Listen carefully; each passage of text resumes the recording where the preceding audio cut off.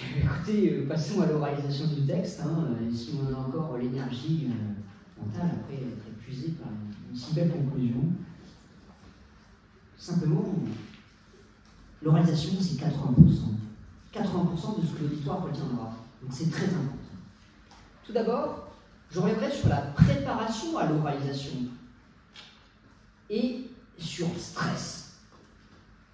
Si vous voulez, le plus gros ennemi, celui qui vous fait le plus peur, celui qui fait que l'amphithéâtre, finalement, est assez clairsemé, comme les cheveux de mon collègue qui était là tout à l'heure, c'est parce que vous avez peur.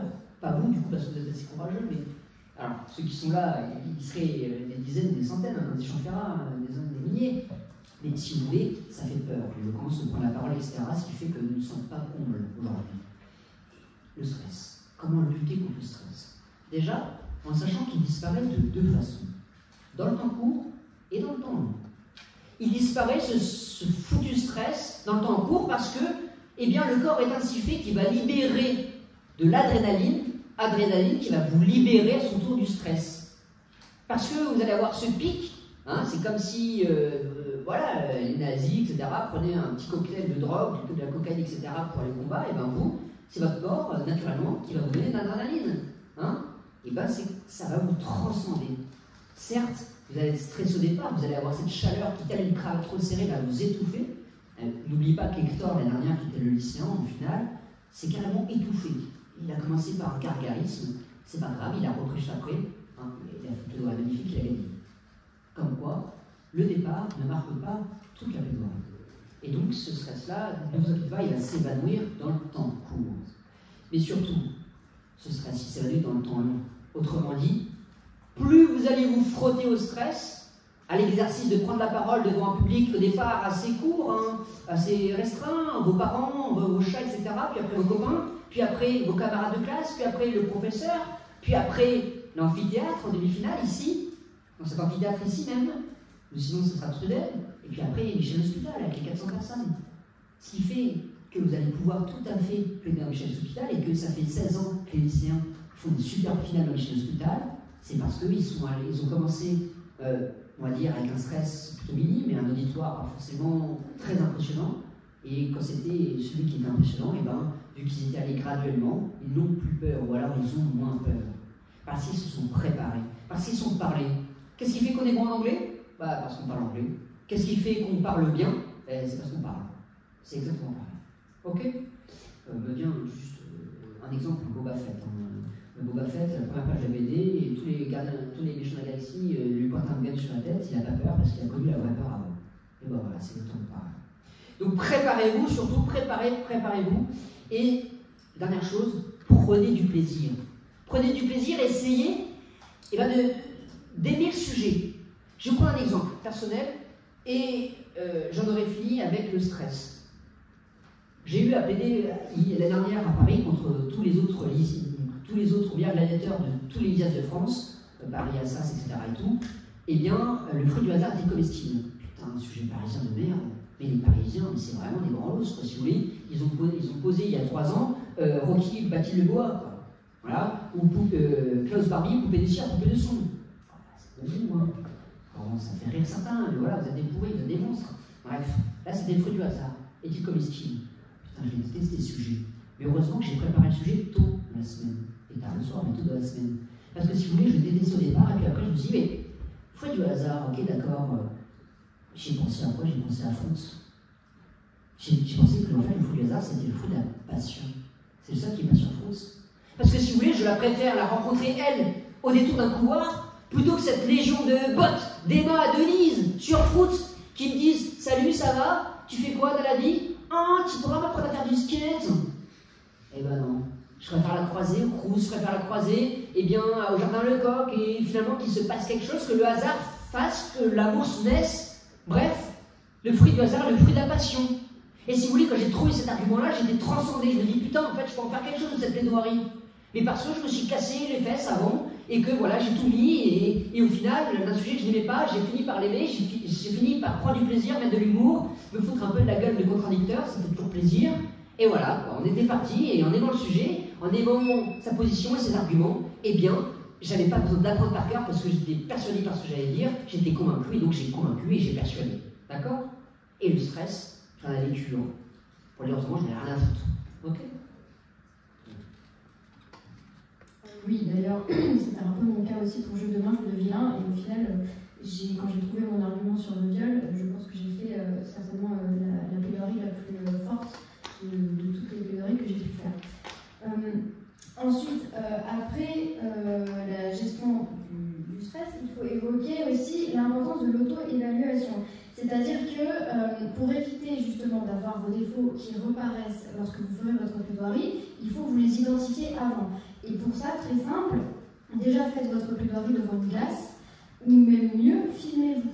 Et regardez la vidéo. Alors je sais, c'est pas forcément agréable de se voir, on a l'impression qu'on a une voix très aiguë, que rien ne va, ça mine tout votre ego et toute votre confiance en vous, mais rassurez-vous, ça vous permet de vous améliorer. Certains sont plus vilains que d'autres en plus, donc ça sera plus difficile pour certains. Oui, c'est ça aussi. Voilà. Certains sont moins aidés que d'autres.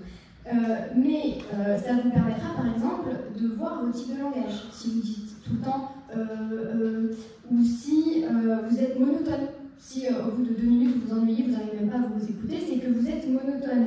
Et que donc il faudra arriver à mettre un peu d'aspérité dans ce discours, soit par des ruptures de ton, soit en accélérant, ou alors des ruptures de rythme du coup, ou alors parce que tout simplement vos phrases sont trop longues, il faudra changer quelque chose dans votre plaidoirie.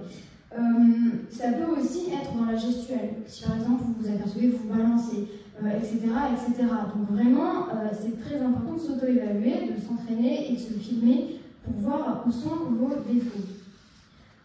Ensuite, une fois que vous êtes prêt, vous avez préparé votre plaidoirie, il va falloir la faire, le passer. C'est pourquoi on en vient à la dernière partie, les composantes de l'oralisation, avec en premier lieu la voix. La voix, déjà, ce qu'il faut dire, c'est qu'il faut parler fort et qu'il faut articuler.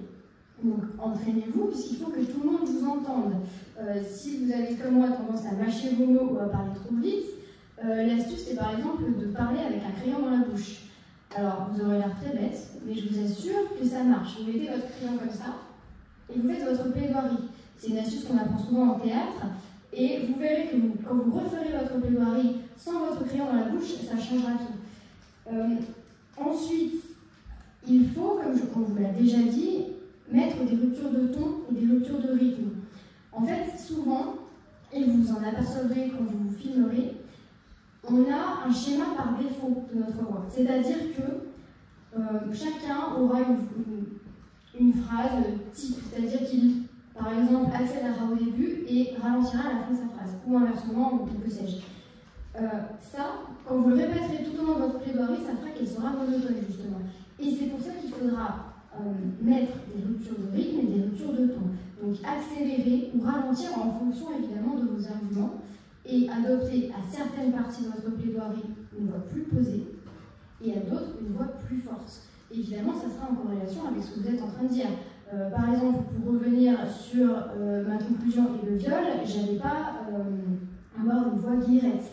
Il fallait une voix posée, des silences et aller lentement.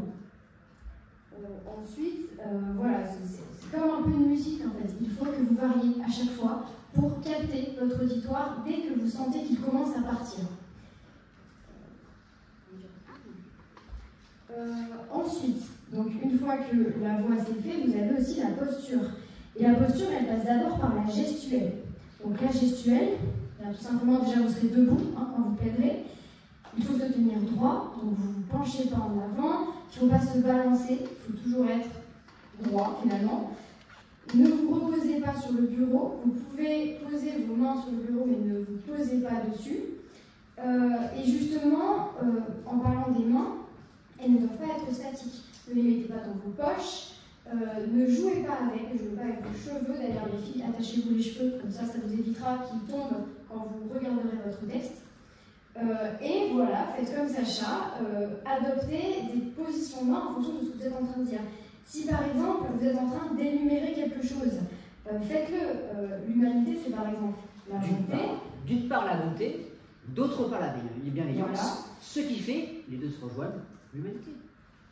Vous pouvez aussi, quand vous posez un argument, utiliser ce style de gestuelle. Par exemple, l'humanité est évidemment un verbe fragile. Interpeller, Monsieur le Président, etc., etc. Ça viendra naturellement, mais entraînez-vous et surtout, n'ayez pas vos mains le long du corps ou dans les poches. Mettez-les là, en fait, en ce qu'elles sont prêtes à être déployées. Oui, gardez-les comme ça devant vous. Rejoignez comme ça, tac, tac, et après, tac, tac. Ça évitera de toucher les billes, les bagues, etc. et tout. Ensuite, pour ce qui est du regard, alors évidemment, le plus possible, maintenir le regard. Ne regardez pas votre feuille, ne lisez pas tout votre texte, d'où l'importance de la préparation avant et de s'entraîner bien avant. Comme ça, vous aurez déjà votre texte en tête. Donc, maintenez le regard et surtout regardez celui à qui vous vous adressez. Si vous posez une question au public, regardez-le, même pendant le silence. Donc, vous lui posez une question, vous le regardez, puis vous reprenez. Si vous interpellez le jury, c'est pareil. Monsieur le Président.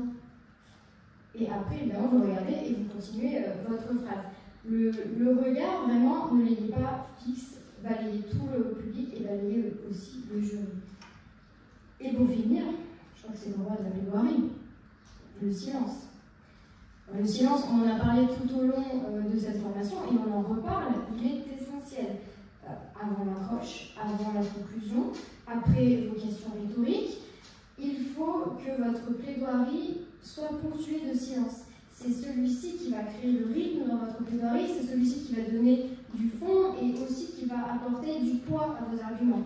Parce que comme l'a dit Sacha, si vous dites une phrase lourde de sens, mais que directement après vous enquillez avec une autre, le public n'aura pas le temps d'y réfléchir.